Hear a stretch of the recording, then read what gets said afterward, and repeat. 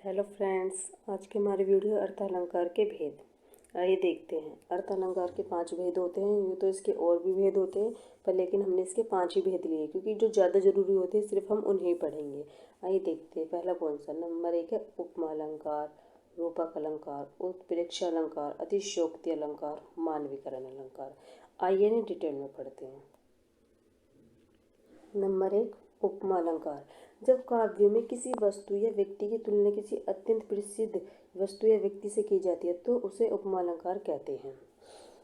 जहाँ पर मतलब काव्य में किसी व्यक्ति या वस्तु की तुलना किसी दूसरी वस्तु से की जाए तो वह हमारा उपमा अलंकार होता है। या किसी की, जैसे कि आपकी तुलना किसी और से की जाए या किसी और की तुलना आपसे की जाए तो वो वहाँ हमारा उपमा अलंकार होता है। जैसे उदाहरण में, जैसे पीपर पात सरिस मन डोला। तो इसमें जो पीपल के पत्ते हैं उन्हें किन के, वो किस, जो पीपल के पत्ते हैं वो डोल रहे हैं। और जो पीपर पात सरिस मन डोला, जो मनुष्य का मन है, जो हमारा मन है वो पीपल के पत्ते के समान डोल रहा है। पीपल के पत्ते के समान डोल रहा है। जो हमारा मन है वो पीपल के, जो मनुष्य का मन है वो पीपल के पत्ते के समान डोल रहा है। तो यहाँ पीपर पात सरिस मन डोला, जो पीपल के पत्ते वो डोल रहे हैं उन्हीं की तरह मन डोल रहा है। तो यही देखो, यहाँ कहा गया कि यहाँ मन के डोलने की तुलना पीपल के पत्ते से की गई है। यहाँ उपमा अलंकार है।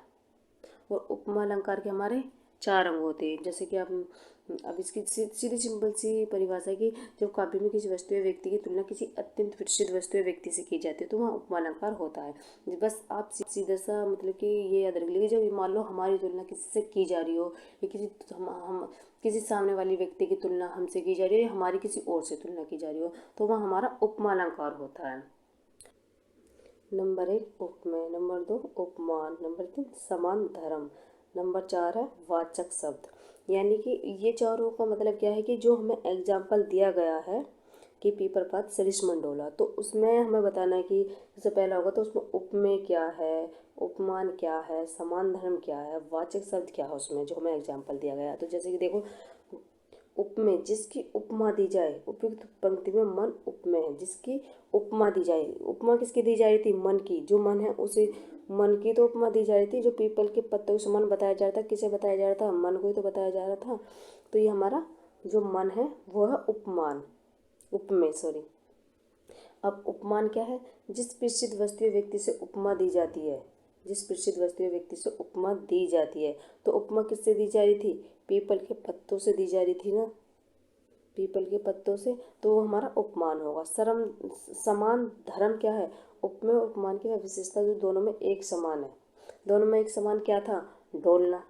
भाई मन भी तो पीपल के पत्ते डोल रहे हैं और पीपल के पत्तों के समान ही हमारा मन डोल रहा है। तो इसमें समान, जो समान अर्थ है, समान धर्म है, वो है डोलना। उन पंक्तियों में वाचक शब्द, वे शब्द जो उपमेय और उपमान की समानता प्रकट करते हैं। वे शब्द जो उपमेय और उपमान की समानता प्रकट करते हैं। जो उपमेय होगा मन हमारा, और जो उपमान है वो पीपल के पत्ते हो गए। अब उन दोनों का जो वाचक शब्द है, मतलब उन दोनों को जो जोड़ रहा है वो कौन है?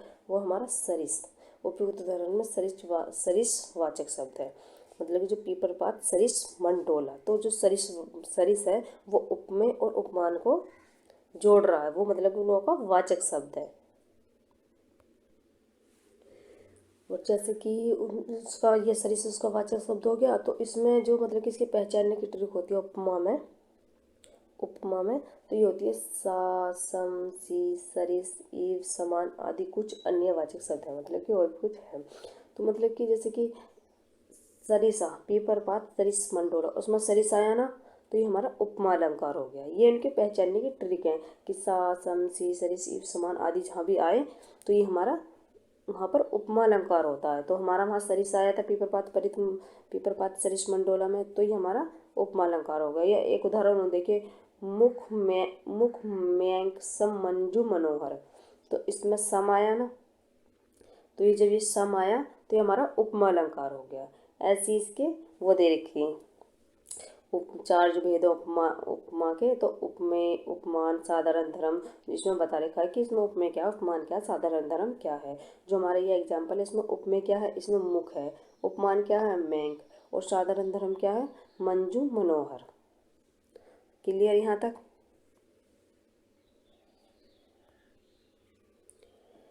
नंबर 2 हमारा रूपक अलंकार। रूपक अलंकार में क्या कहा गया है, आइए देखते हैं। जब रूप गुण की अत्यधिक समानता के कारण उपमेय और उपमान का भेद रहित आरोप होता है तो उसे रूपक अलंकार कहते हैं।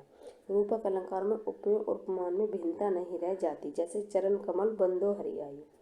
यही चरणों के मतलब कि जहाँ जहाँ एक दूसरे की समानता तो बता दी कि जैसे पीपल पात सरिस मन डोला, वहाँ एक दूसरे की समानता बता देना कि जो मन है वो पीपल के पत्ते के समान डोल रहा, तो पर लेकिन समानता बताने के बाद अब दोनों में कोई भेद तो ना रहा, तो यही है। जैसे चरण कमल बंदो हरियाई, जो हरि के चरण हैं उन्हें कमल के समान बताया, यानी उन्हें बना ही दिया। जो जो भगवान हरि के जो चरण हैं उनकी तुलना किससे की जा रही है, कमल से की जा रही है। और कमल उन्हें, और जो उनके चरण है उन्हें बिल्कुल कमल बताया, यानी कमल बना ही दिया, मतलब आरोप है, अत रूपक अलंकार है। यही चरणों के उपमेय में कमल उपमान का आरोप है, मतलब कि जो हरि के चरण उन्हें कमल रूपी यानी कमल बना बता दिया है, तो ये हमारा रूपक अलंकार हुआ। जैसे कि उदाहरण, मुनि पद कमल बंदी दो भ्राता, मुनि के चरण और उपमेय हो गए, और कमल उपमान का आरोप है, तो ये हमारा रूपक अलंकार हो गया। उत्प्रेक्ष अलंकार, जब उपमेय में गुणधर्म की समानता के कारण उपमान की संभावना कर ली जाए तो उसे उत्प्रेक्ष अलंकार कहते हैं। कहती हुई उत्तरा के नेत्र जल से भर गए, हिमकणों से पूर्ण मानो हो गए पंकज नहीं। तो इसे जो मतलब कि इसमें सीधा सिंपल जो तरीका है वो उत्प्रेक्ष अलंकार को पहचानने का, वो मैं आपको बताऊं कि इसकी पहचान जो क्या है, मनु मानो जानु जनु ज्यों जनु, जहाँ पर ये शब्द आ जाए तो वह हमारा उत्प्रेक्ष अलंकार होता है। जैसे कि उपमा अलंकार में सा सम सरिस ये शब्द आ जाए जहाँ पर जिन पंक्तियों में, तो वह हमारा उपमा अलंकार होता है। और जिन पंक्तियों में मनु मानो जानु जनु ज्यों जनु आदि वाचक शब्द आ जाए तो वह हमारा उत्प्रेक्ष अलंकार होता है। जैसे इन पंक्तियों में मानो आया हुआ है, कहते हुए उत्तरा के नेत्र जल से भर गए, हिमकणों से पूर्ण मानो हो गए पंकज नए, तो ये हम मानो आ रहा ना, तो ये हमारा उत्प्रेक्ष अलंकार हो गया। जैसे किसके और अन्य उदाहरण देखिए कि धाम धाम काम सब त्यागी, मनहु रंग निधि लूटन लागी, तो यहाँ मनु आ गया हमारा, तो ये हमारा उत्प्रेक्ष अलंकार होगा। दादुर धुंधी चहु दिशा सुहाई, वेद पढ़ू जनु बटु समुदाय, तो ये हमारा जनु आ गया, तो ये हमारा उत्प्रेक्ष अलंकार है। जिन पंक्तियों में मानु मनु जनु ज्यों जनु आदि शब्द आए तो वह हमारा उत्प्रेक्ष अलंकार होता है। और जहाँ सा सम सी वा सरिस आदि शब्द आए तो वह हमारा उपमा अलंकार होता है। तो ये तो थी अलंकार की वीडियो। मैंने आज 3 अलंकार पढ़ाए इसमें, उपमा रूपक और उत्प्रेक्ष, और जो हमारे 2 अलंकार रह चुके हैं मानवीकरण और अतिशयोक्ति, उन्हें हम अपनी अगली वीडियो में पढ़ेंगे। मिलते हैं अगली वीडियो में। थैंक्स।